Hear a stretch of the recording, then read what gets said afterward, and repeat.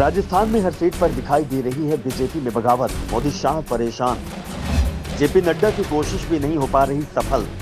124 सीटों पर उम्मीदवार किए घोषित, 70 पर हुई बगावत। राजस्थान विधानसभा चुनाव के लिए 25 नवंबर को वोट डाले जाएंगे, इसीलिए चुनावी सरगर्मियां तेज हो चुकी है। राज्य में हर 5 साल बाद सरकार बदलने का रिवाज रहा है। ये रिवाज करीब 35 साल से चलता आ रहा है और बीजेपी को उम्मीद है कि इस बार भी ये रिवाज कायम रहेगा। इस समय कांग्रेस की सरकार है और रिवाज कायम रहता है तो फिर सत्ता बीजेपी के हिस्से में आनी है। लेकिन बीजेपी के रास्ते में सबसे बड़ी परेशानी उसकी बागियों ने आकर खड़ी कर दी है। पार्टी ने अभी तक राज्य की 200 सीटों में से सिर्फ 124 पर ही उम्मीदवारों के नामों का ऐलान किया है। पहली सूची में 41 और दूसरी में 83 उम्मीदवार घोषित किए थे, लेकिन उम्मीदवारों का नाम सामने आने के बाद पार्टी में खुली बगावत हो गई है। 124 में से 70 सीटों पर उम्मीदवार के खिलाफ पार्टी के नेता ही बगावत पर उतर आए हैं। 38 सीटों पर तो खुली बगावत चल रही है।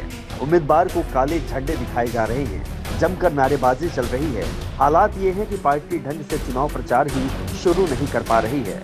अभी तक रूठों को मनाने का दौर भी चल रहा है। अब बीजेपी को इन 70 सीटों पर बगावत के चलते नुकसान का डर सताने लगा है। 1 दर्जन सीटों पर तो हालात बीजेपी के नियंत्रण से ही बाहर हो चुके हैं, क्योंकि जिन दिग्गजों का टिकट कटा वो निर्दलीय चुनाव लड़ने का ऐलान कर चुके हैं। बीजेपी की दूसरी सबसे बड़ी चिंता ये है कि राज्य में निर्दलीय और छोटी पार्टियों को जो जनता का समर्थन मिलता आ रहा है। 2018 में भी राजस्थान में 13 सीटों पर निर्दलीय उम्मीदवार जीते थे और करीब इतने ही सीटों पर छोटे दल के उम्मीदवार जो अपने ही दम पर चुनाव लड़े और जीतने में कामयाब रहे थे। साफ है कि निर्दलीय उम्मीदवार राजस्थान की रणनीति में बड़ा रोल प्ले करते हैं और बीजेपी को इसी बगावत का सबसे ज्यादा डर सता रहा है। बीजेपी नेताओं की ही माने तो पिछले 5 साल में राजस्थान बीजेपी में सबसे ज्यादा गुटबाजी देखी गई। कई गुट खड़े हो गए। अब चुनाव में इसका नुकसान होता दिख रहा है। पार्टी नेताओं की माने तो विरोध वहां ज्यादा है जहां वसुंधरा राजे खेमे में माने जाने वाले नेताओं के टिकट कटे हैं, और अगर राजे खेमे के नेता को टिकट मिला तो दूसरा खेमा विरोध में आ रहा है। क्षेत्र से लेकर पार्टी मुख्यालय तक शक्ति प्रदर्शन हो रहे हैं। सांचौर में भी एक दूसरे के विरोधी रहे दानाराम और जीवाराम पार्टी प्रत्याशी देवजी पटेल के खिलाफ एकजुट हो गए हैं। दानाराम कहते हैं कि टिकट मुझे या जीवाराम ने किसी को नहीं दिया तो बीजेपी जीत नहीं सकती। वही मकराना विधायक रूपाराम मुरावतिया कहते हैं कि मैं पार्टी में टॉप 10 में हूँ, टिकट क्यों काटा पता नहीं। सोजत बाली और सादड़ी में भी विरोध के स्वर तेज हो गए हैं।